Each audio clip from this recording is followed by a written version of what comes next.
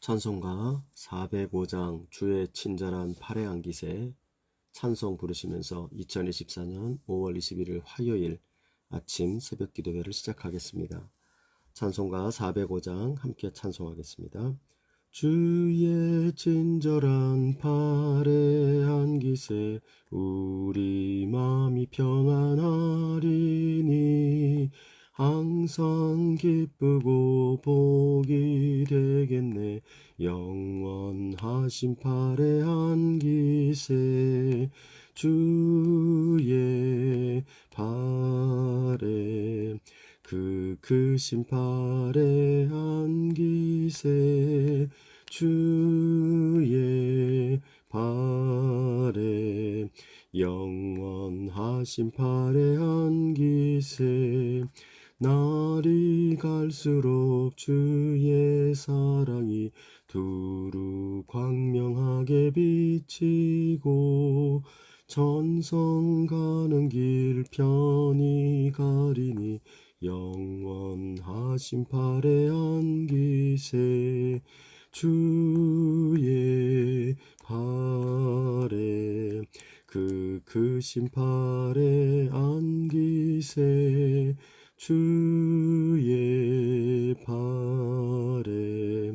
영원하신 팔의 안기세 주의 보좌로 나아갈 때에 기뻐 찬미 소리 외치고 겁과 두려움 없어지리니 영원하신 팔의 안기세 주의 팔에 그 크신 팔의 안기세 주의 팔에 영원하신 팔의 안기세. 아멘. 오늘 함께 여러분과 나눌 하나님의 말씀은 신약성경 사도행전 9장 32절부터 43절 마지막 절까지 말씀을 나누도록 하겠습니다.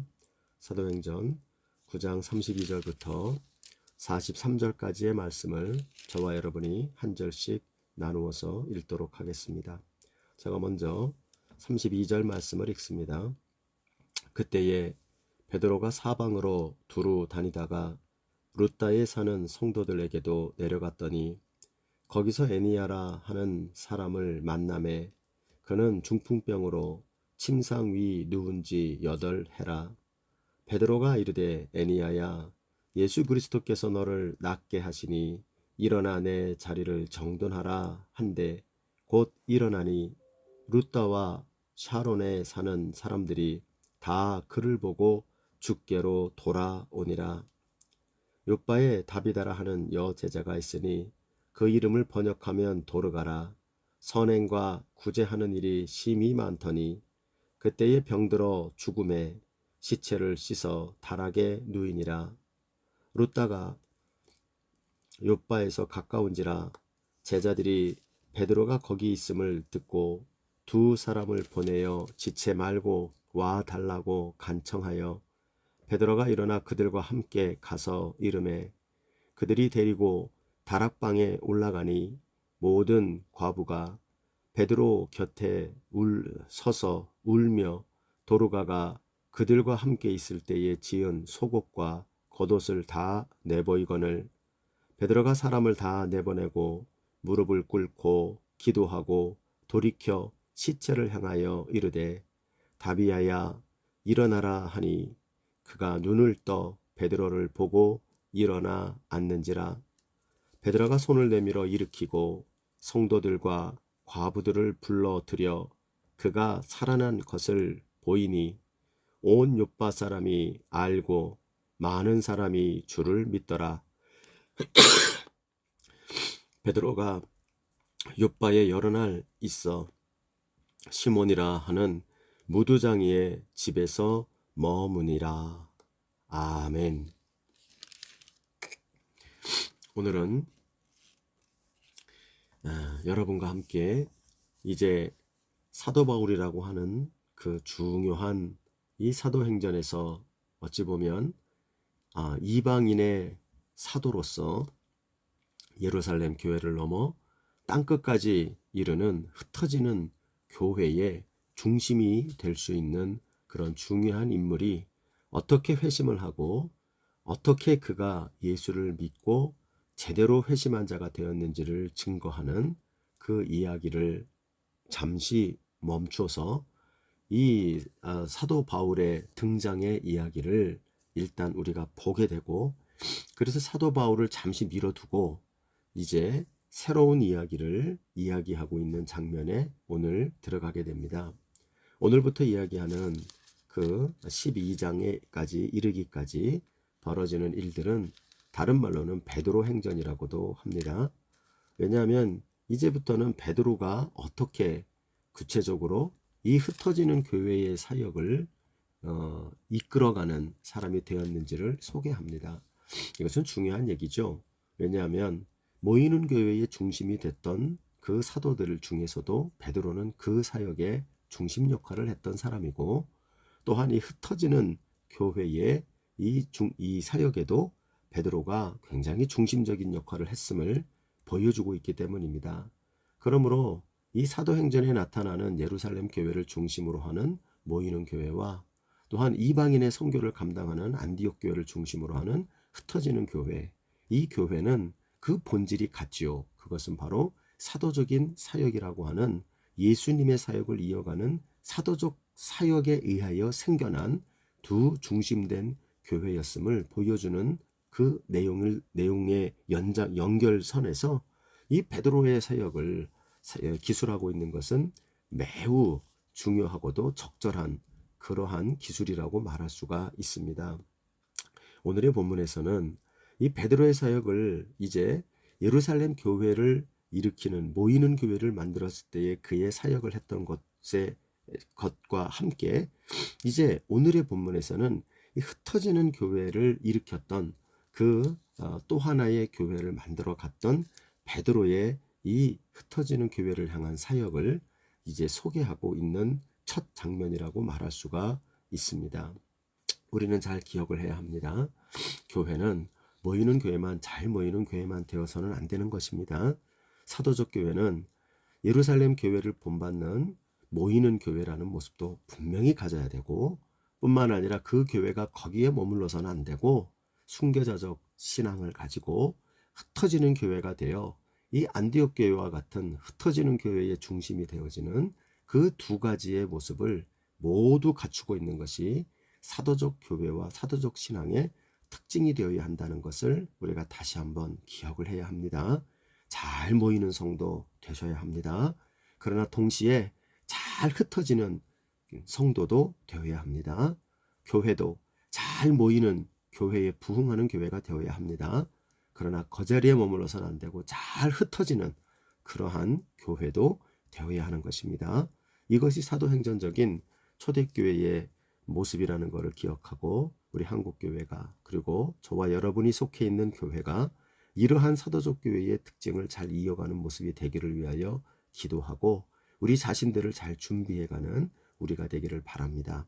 하나님께서 이렇게 모이는 교회에서 흩어지는 교회로 만들어 가시는 과정 속에서 이 사도행전에서는 이 8장을 지나 9장 이후로 하나님께서 두 가지를 준비시키고 있음을 보게 됩니다. 하나는 사람을 준비하죠.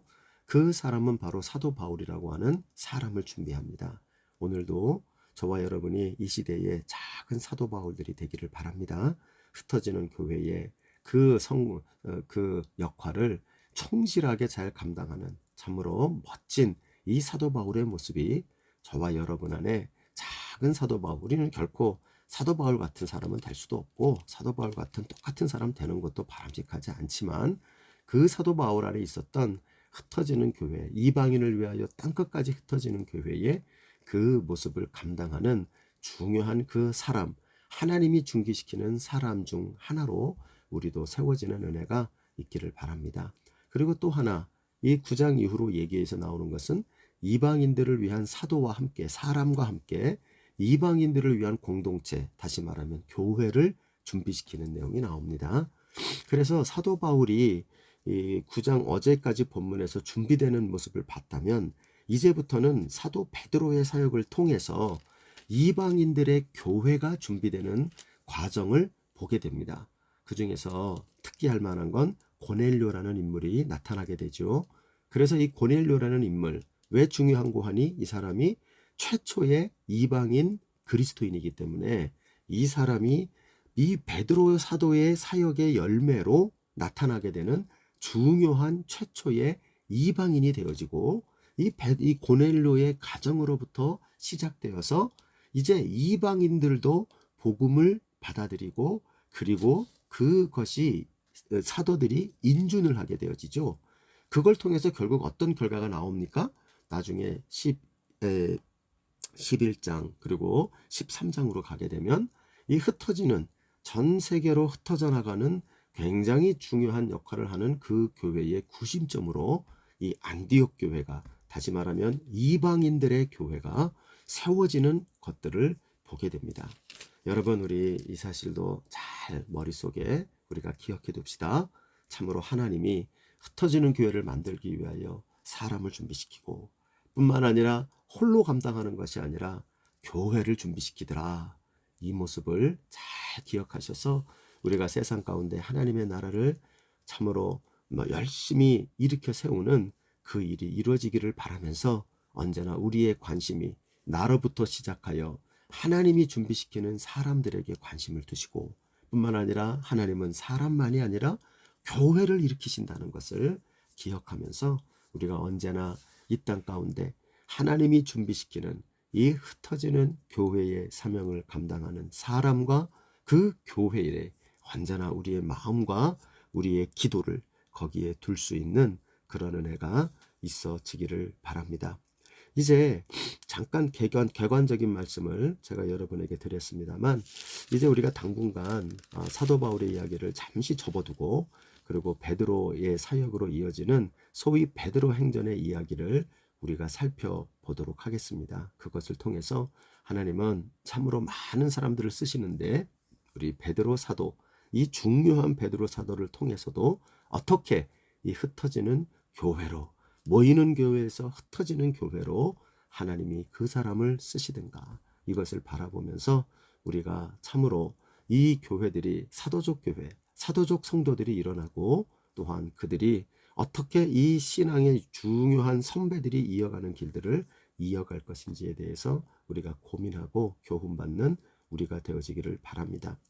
특별히 오늘 본문에서는 우리가 이제 사도 베드로의 사역을, 그 사도 베드로 행전을 이야기를 이제 해 나가는 중심에서 이 베드로가 예루살렘 교회가 흩어지고 난 다음에 그의 사역이 멈춰진 것이 아니라 그의 사역이 또 다른 면에서 계속 진행되고 있고 하나님이 이끄시는 가운데에서 이런 사역들을 그가 계속해 나가고 있었다 하는 그 배경적인 사역을 이야기를 합니다.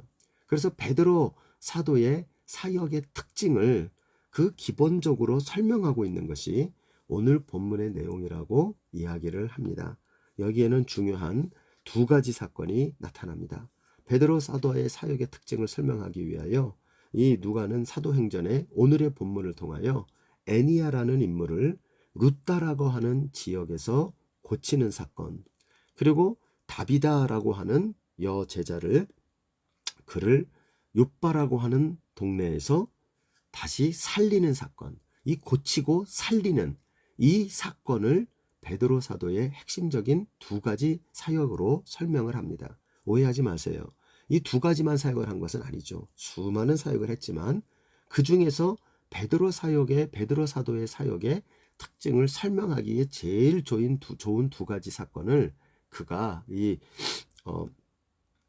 누가가 그것을 선택해서 그것을 집중적으로 설명하고 이 사건을 통해서 베드로 사도의 사역이 이렇게 계속되고 있었음을 우리가 알 수 있게 됩니다. 그 사역은 그 내용적으로 두 가지가 계속되고 있다는 걸 알게 됩니다. 베드로 사도의 사역은 바로 고치는 사역, 그리고 죽은 자를 살리는 사역, 고치고 살리는 사역.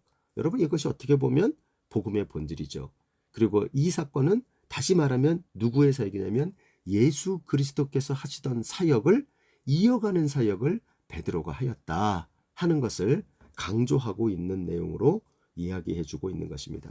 그러므로 여러분, 우리가 오늘의 내용을 정리하면서 우리는 베드로 사도는 어떻게 사역을 그가 계속 예루살렘 교회가 흩어진 이후로 이방인의 그 사역을 감당하기 위한 교회를 만들어가는 그 하나님의 거대한 계획 가운데에 쓰임을 받고 있었느냐, 지속되는 예수 그리스도의 사역을 계속 이어가고 있었음을 알게 돼요. 그 사역의 방향이 어디로 갈지는 몰랐지만 그러나 그는 예수 그리스도의 사역을 이어가는 일에 집중하는 자가 되어서 어디를 가든 고치고 살리는 사역을 계속하고 있었다는 것을 보여주고 있어요. 여러분, 이 통찰은 우리에게 꼭 중요합니다.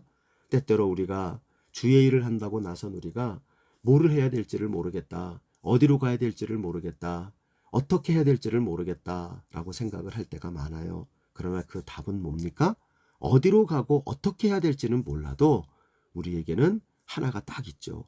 예수님의 사역, 예수께서 하셨던 사역, 그 예수의 사역을 이어가는 그것이 우리의 나침판이요, 우리가 가야 될 방향이라는 사실을 우리가 잊지 않으면 되는 것입니다.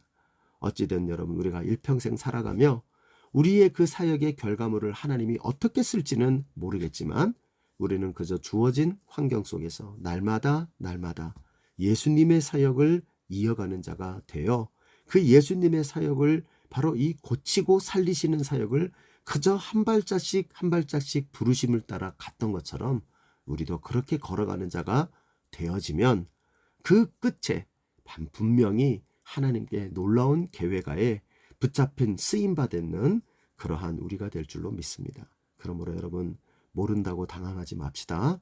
그리고 어떻게 해야 될지 모르겠다, 어디로 가야 될지 모르겠다, 목적지가 보이지 않는다고 해서 절망하거나 거기서 마음의 그 용기를 잃는 자가 되지 마십시다. 몰라도 됩니다. 그냥 한 발짝씩 가면 됩니다.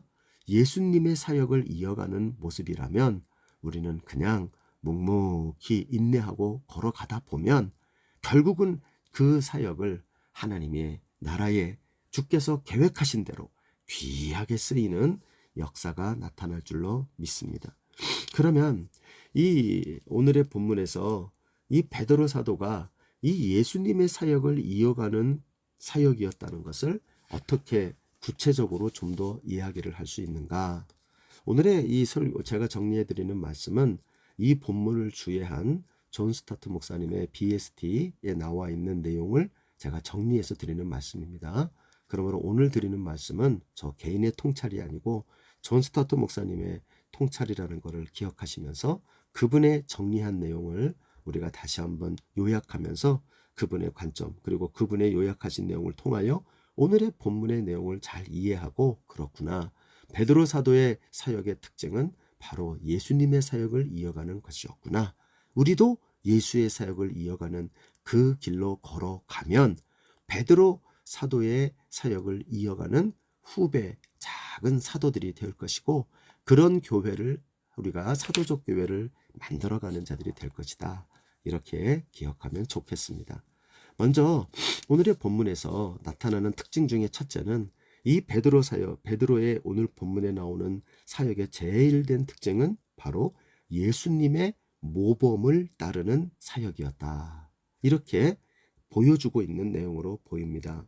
오늘 본문을 보면 이 루다라고 하는 곳으로 베드로가 가게 됩니다. 왜 갔는지는 몰라요. 이 서쪽 해안가에 있는 작은 도시였다라고 하죠. 그곳으로 갔는데 거기서 애니아라고 하는 오랜 중풍병, 8년 됐다 그러죠. 8년 된 중풍병으로 누워서만 지내고 있는 한 불쌍한 자매를 만나게 되어집니다. 그래서 이 여인을 고치게 되어지는데요. 그 고치는 모습이 참 재미있게 우리 표현이 되어져 있습니다. 34절을 보실까요? 거기를 보면 베드로가 이르되 애니아야, 예수 그리스도께서 너를 낫게 하시니 일어나 내 자리를 정돈하라 한데, 여러분, 이 내용을 우리가 읽으시면서 언뜻 생각나는 게 없습니까? 아마 성경을 조금 아는 분들은 뭐 정확히 어디라고는 잘 생각이 안 나지만 이거랑 비슷한 사건이 있었는데 하고 연상이 될 겁니다. 그것은 마가복음 2장 11절에 가보면 중풍병자에게 예수님이 사역할 때 침상에 누운 채로 예수님 앞에 내려왔던 그 중풍병자를 향하여 예수님이 그를 고칠 때 하셨던 말씀입니다. 뜬금없이 말씀하시죠. 일어나 내 자리를 정돈하라. 예수님께서 이 내용을 마가복음에서도 그런 방식으로 명확하게 이야기를 해 주셨었죠. 마가복음 2장 11절 말씀을 여러분이 되시면 한번 찾아보시면 좋은데요. 그 마가복음 2장 11절을 가보면 내가 내게 이르노니 일어나 내 상을 가지고 집으로 가라. 이렇게 명령하셨었죠. 아마도 예수님의 이 사역을 봤던 사도들은 이 장면을 기억할 겁니다. 베드로가 하필이면 왜 이런 방식을 택했을까요? 어찌 보면 이를 여러 가지 방법으로 고칠 수 있었겠지만 베드로가 택한 방식, 그리고 그것을 눈여겨보고 기록한 누가의 기록은 예수님을 떠올리게 만드는 그러한 방식으로 베드로가 이 여인은 중풍병자 애니야를 고쳤음을 보여주고 있습니다. 근데 이 얘기가 여기로만 끝나지 않습니다. 그 다음에 나오는 이야기는 욥바라고 하는 거기에서 약 20km 정도 떨어진 곳에 있는, 여기도 역시 해안 도시인데 거기에서 죽은 다비다라고 하는, 다른 말로는 도르가라고 하는 이 여제자를 살리는 사건이 나타납니다. 이때도 베드로가 이 여인을 살리는 장면이 오늘 본문 40절에 나오는데요. 거기를 보면 이렇게 나옵니다. 베드로가 사람을 다 내보내고 무릎을 꿇고 기도하고 돌이켜 시체를 향하여 이르되 다비다야 일어나라 하니, 일어나라 하니 그가 눈을 떠 베드로를 보고 일어나 앉은지라 라고 나옵니다. 여러분, 이 베드로가 뭐라고 말했어요? 다비다야 일어나라 라고 말을 합니다. 여러분, 이 말씀은, 이 다비다의 명령도 역시 우리가 어떤 사건을 기억하게 됩니다. 그것은 바로 마가복음 5장에 나타나고 있는 5장 41절을 가보면 예수님이 이렇게 얘기하죠. 회당장 야이로의 딸입니다. 이미 죽었다고 다 그렇게 난리를 치는데 예수님이 이야기하죠. 손을 잡고 이르시되 달리다굼 하시니 번역하면 곧 내가 일어나 내게 말하노니 소녀야 일어나라 하심이라. 이 사건이 그대로 보여지는 것입니다. 여러분, 이것은 저는 이런 생각이 들어요. 이 사도들이, 특히 베드로가 지금 하고 있는 일이 여러분 어떻게 보이십니까? 예수님 흉내내고 있는 것입니다. 예수님 흉내내는 것. 여러분, 사도적 사역이 이건 의도적인 일이라고 보여요. 그러므로 우리는 사도적 사역이라는 것이, 베드로가 했던 사역의 특징이 이 본문에서 강조되는 게 뭐냐? 그의 사역은 독자적인 사역이 아니고 자기만의 독창적인 사역이 아니고 이 사역은 예수님이 하셨던 사역을 흉내내는, 또 다른 말로는 예수님의 하신 사역을 모범을 따르는 사역이었다 하는 것을 드러내고 있다는 겁니다. 여러분, 때때로 우리가 주의 일을 한다고 하면서도 가끔 우리가 어떻게 해야 될지 모를 때가 있지요. 저는 목회자로서 참 목회를 하면 할수록 어떻게 해야 될지를 모르겠어요. 사실은 담임 목사 된 지가 저도 어느덧 10년이 넘었는데요. 참 더 자신만만했던가 담임 목사 하기 전이었던 것 같아요. 그때는 너무 똑똑했어요. 아는 것도 많고요. 나라면 이렇게 할 텐데, 나라면 저렇게 할 텐데. 근데 시간이 갈수록 잘 모르겠어요. 어떻게 해야 될지를 모르겠어요. 근데 어떻게 해야 될지를 모를 때 그럼 어떻게 해야 됩니까? 주의 일은 해야 되는데 그때 우리가 그러면 답이 없나요? 아니요. 답이 없는 게 아니고 바로 모범을 따르는 겁니다. 그런데 사도들이 보여준, 특히 베드로의 사역이 보여주는 모범은 뭐냐면 예수님을 흉내내더라는 거예요. 여러분, 이것을 꼭 기억합시다. 어떻게 해야 될지를 모를 때는 예수님처럼 하는 게 답입니다. 예수님처럼. 예수님이 내가 예수가 된다는 말이 아니고요. 예수님이 어떻게 하셨나 생각하고 그분이 하신 대로 하는 겁니다. 그것이 바로 사도적 사역을 이어가는 우리들이라고 생각합니다. 작게는 우리들의 생각, 우리들의 말, 우리들의 개인적인 행동, 또 조금 넓게는 우리들의 가정, 더 넓게는 우리들의 교회, 어떻게 만들어 가야 될까요? 어떻게 해야 될지를 모를 때 언제나 우리는 예수님을 흉내내는 이 사도 바울의 사역의 특징을 통하여 우리도 예수 흉내내며 사는 그러한 자들이 되면 사도적 사역을 이어가는 사도적인 성도, 사도적인 사역을 이어가는 사도적인 교회를 세워나가며 주의 나라를 위하여 귀히 쓰임받는 그 은혜가 있게 될 줄로 믿습니다. 두 번째로 존 사도 목사님이 또 말씀하고 있는 이 베드로 사역의 오늘 본문에 나타난 두 번째 예수님의 사역을 잇는 사역의 그 특징된 두 번째 모습은 바로 그것은 예수님의 능력을 의지하는 사역이었다. 이렇게 말합니다. 오늘 본문을 보면 베드로가 물론 그의 사역 가운데에 정말 놀라운 기적을 벌이고 있는 것이 나타납니다. 고치고 그리고 살리는 놀라운 기적을 베풉니다. 그러나 오늘 본문에서는 단 한 번도 베드로가 자기 능력으로 이 사역을 하고 있음을 강조하지 않아요. 베드로의 능력을 강조하지 않고요.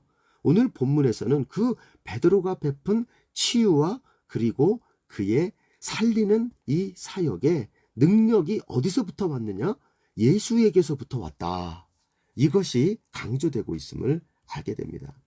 다시 한번 여러분 애니야를 고치던 중풍병을 고치던 장면을 묘사한 34절을 보시면 이렇게 나오죠. 베드로가 이르되 애니야야 예수 그리스도께서 너를 낫게 하시니. 명확히 얘기해요. 내가 너에게 명하노니가 아니죠. 예수 그리스도께서 너를 낫게 하시니 네가 나으면 예수가 하신 거야. 이렇게 가르치고 있는 거죠. 뿐만 아닙니다. 40절을 가보시면 베드로가 이 지금 도르가를 살리는 장면이 나오죠. 거기를 보면 베드로가 사람을 다 내보내고 그리고 주목해서 보는 게 뭐냐면 무릎을 꿇고 기도하고 돌이켜 시체를 향하여 명하되 다비다야 일어나라 달리다굼 했다는 거죠. 그러면 여러분 이 무릎을 꿇고 기도했다는 게 여기 왜 중요하게 기록이 됐을까요? 그는 도대체 무릎을 꿇고 무엇을 했을까요? 뻔한 얘기죠. 이것은 바로 예수님의 능력을 구한 것이죠. 여러분 우리가 이것도 명심해야 합니다. 저 사람이 능력을 행하는 자체가 우리가 가끔 가다 보면 참으로 큰 능력을 행한다고 그 사람을 우리는 능력을 보고 결과를 보고 그 사람을 높이 추앙하는 경우들이 있지요. 그러나 과연 그가 사도적인 사역을 한 것인지 아닌지를 가늠하는 방법이 있어요. 그가 바로 누구의 능력을 드러내고 있느냐라는 거예요. 누구의 능력을 높이고 강조하고 있느냐예요. 여러분 우리는 간혹가다 주의 일을 하면서도 어떤 결과물이 나오면 사람이 높아지는 경우가 있죠. 주의 일을 하고도 어떤 교회가 높아지는 경우가 있어요. 그러다 보니까 결국 드러나고 높아지는 것이 주의 능력이 아니라 그래도 예수님이 능력을 줬지만 그래도 저분한테도 뭔가가 있을 거야. 뭔가 남다른 게 있을 거야. 남다른 게 있으니까 예수님이 저렇게 저 사람을 통해서 역사하지. 저 사람이 뭐가 있을 거야 하면서 그 사람의 능력을 더 높이 평가하게 되는 일들이 생기죠. 어떤 사람들은 또한 예수 능력으로 능력을 행하고도 결국은 자기를 높이는 경우가 많아요. 자기 능력을 과시하고 또한 더 심하게 말하면 여러 이단들은 자기를 예수로 높이고 여러분 다 가짜들입니다. 사도적인 사역은 오늘 본문을 보면 베드로조차도 그 귀하고 하나 예수님의 놀라운 능력을 똑같이 행하는 자가 되었지만 그럼에도 불구하고 그에게 나타난 모든 능력이 예수로부터 나왔음을 그는 강조하고 있고 뿐만 아니라 예수님의 능력을 끝까지 의지하는 모습을 잃지 않고 있는 것을 보게 됩니다. 여러분 이것도 오늘날 우리가 명심해야 합니다.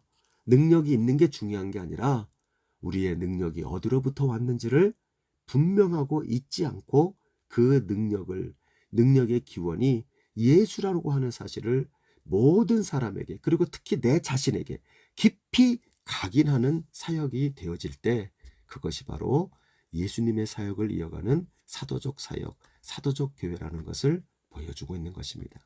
여러분 이런 모습이 저와 여러분의 이 땅 살아가는 주님의 참 제자된 사도적 사역을 이어가는 귀한 모습이 되어지기를 소원합니다. 세 번째로 이 베드로의 예수님의 사역을 이어가는 사역의 구체적인 특징은 바로 그것은 결국에 그는 능력이 아니라 예수 그리스도의 구원되심을 드러내는 사역을 하였다 하는 겁니다.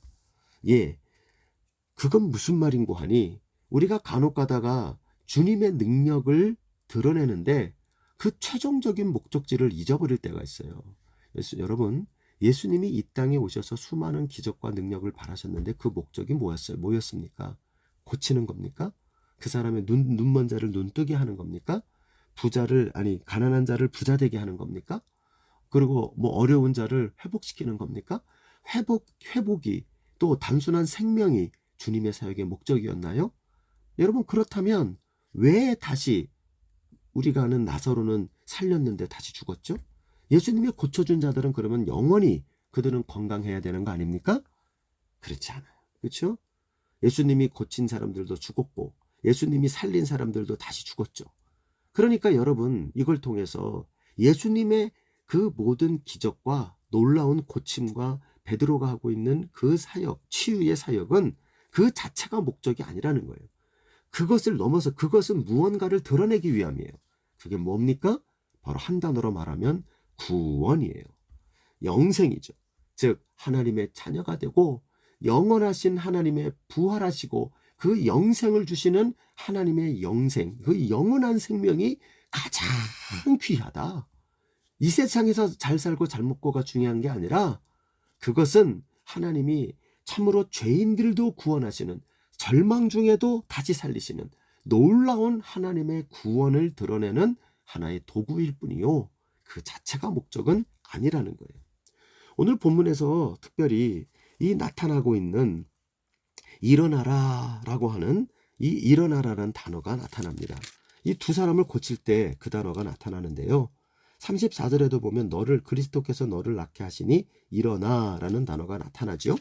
40절에도 가보면 무릎 꿇고 기도하고 돌이켜 시체들을 향하여 이르되 다비다야 일어나라 라고 이야기를 하죠.